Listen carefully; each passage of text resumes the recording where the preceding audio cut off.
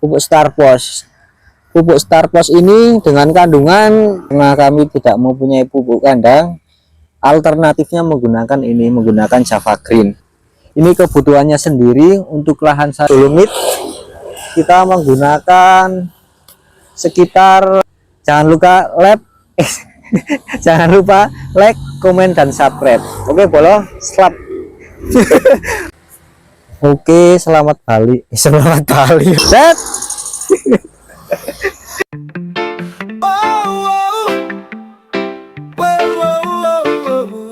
Bangun pagi, matahari tersenyum, buka gawai, cek cuaca langsung, tanah subur, siap ku sentuh, dengan cangkul dan drone yang meluncur.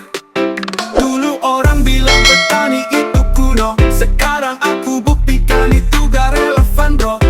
Pakai sensor, data dan teknologi, panen melimpah semua happy.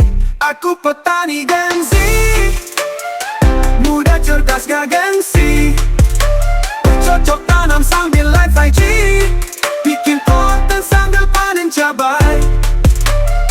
Aku petani Gen Z, cinta bumi, rawat energi, hijaukan dunia, mulai dari sini, karena masa depan ada di ladang ini. Dulu cuma main game di layar, sekarang. Oke, selamat pagi Bolo Tani Argo Mulyo.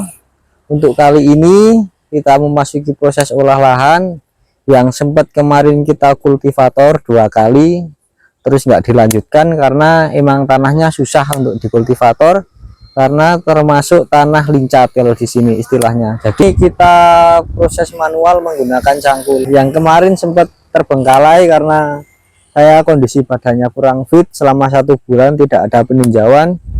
Jadi ini kita lanjutkan. Hari ini akan proses penaburan kapur dolomit, kemudian ada pupuk organik, dan juga ada TS atau SP ya, SP20. Untuk pupuknya sendiri kami menggunakan Starpos untuk pupuk fosfatnya, kemudian ada juga Java Green untuk pupuk organiknya, dan juga penggunaan dolomit. Aku petani Gen Z, cinta bumi, rawat energi, hijaukan dunia, mulai dari sini, karena masa depan ada di ladang ini. Dulu cuma main game di layar, sekarang tanam sayur, hasilnya segar. Belajar dari alam, guru terbaik, pakai AI buat hasil lebih naik. Dari kota sampai desa bersatu, kita bangkit, petani baru, bukan soal sawah dan. Ini untuk pupuk dasarnya kami menggunakan pupuk Starpos. Pupuk Starpos ini dengan kandungan fosfat sebanyak 20%, kemudian ada MgO juga sekitar 11%, ada kalsium dan kadar air sekitar 1,29%. Ini produk dari Dharma Ayu Tani. Ini produk ini cukup bagus. Saya sudah mencoba mengaplikasikan di tanaman saya yang sekarang udah panen. Kandungannya sendiri selain ada fosfat juga ini sudah ada plus asam humatnya. Jadi ini sangat bagus untuk pembenah tanah, terutama untuk pupuk dasar dalam budidaya tanaman cabai. Kemudian untuk pupuk organiknya, karena kami tidak mempunyai pupuk kandang, alternatifnya menggunakan Java Green. Java Green sendiri merupakan pupuk organik dengan C organik sekitar 15%, kemudian CN rasio kurang lebih 25% dengan pH 4-9. Ini pupuk ini juga bagus untuk pupuk dasar ataupun pupuk susulan. Yang kemarin juga kita sempat uji coba di tanaman yang sudah panen, juga bagus untuk pupuk dasar di lubang tanam maupun disebar di tengah bedengan. Ini namanya pupuk Java Green, pupuk organik plus. Ini lumayan bagus dari PT Bumi Subur Sentosa. Ini kebutuhannya sendiri. Untuk lahan saya sekitar 1500 meter itu saya menggunakan 6 sak. Jadi nanti kita sebar di tengah, ditambah starpos. Itu starpos kita menggunakan 3 sak. Untuk tanah, untuk luas lahan sekitar 1500 meter. Kemudian untuk dolomitnya sendiri, untuk dolomit kita menggunakan sekitar 42 sak. Kebutuhan untuk 1500 meter persegi tanamannya. Dan luput, tapi soal masa depan yang jujur. Aku petani Gen Z, muda cerdas gak gengsi, bercocok tanam sambil live IG, bikin konten sambil panen cabai.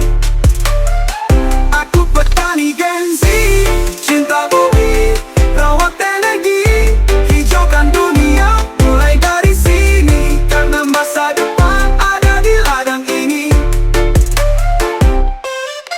Kami generasi yang mau berubah, dengan tangan kotor mimpi bersinar cerah.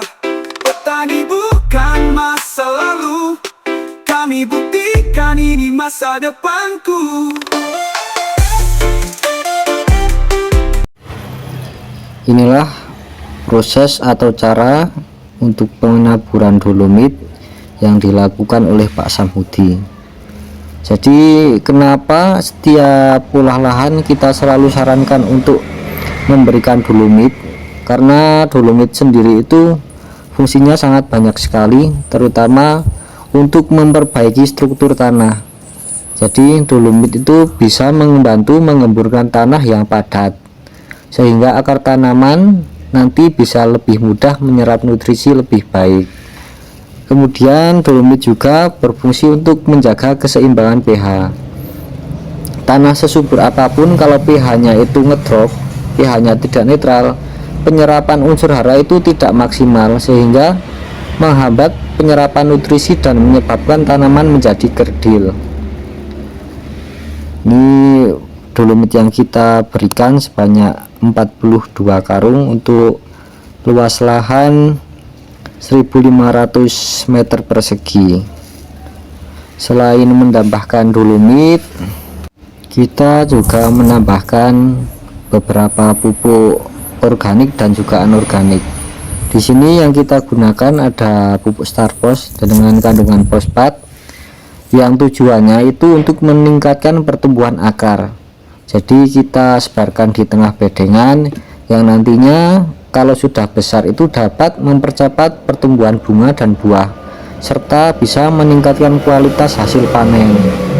Yang selanjutnya kita juga menggunakan pupuk organik yang fungsinya itu untuk jangka panjang, bisa menyimpan kadar air dalam tanah, bisa untuk mengemburkan lahan, juga untuk memperbaiki struktur tanah.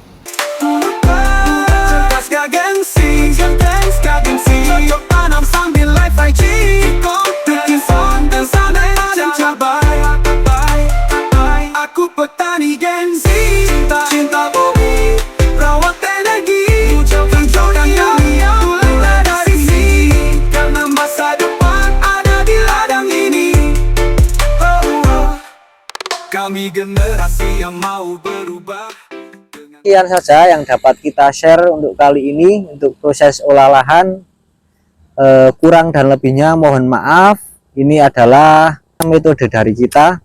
Setiap petani punya caranya sendiri, setiap pelaku pertanian punya caranya sendiri. Jadi beda lahan, beda perlakuan. Jangan lupa like, komen, dan subscribe. Sampai jumpa di video selanjutnya. Tangan kotor mimpi bersinar cerah.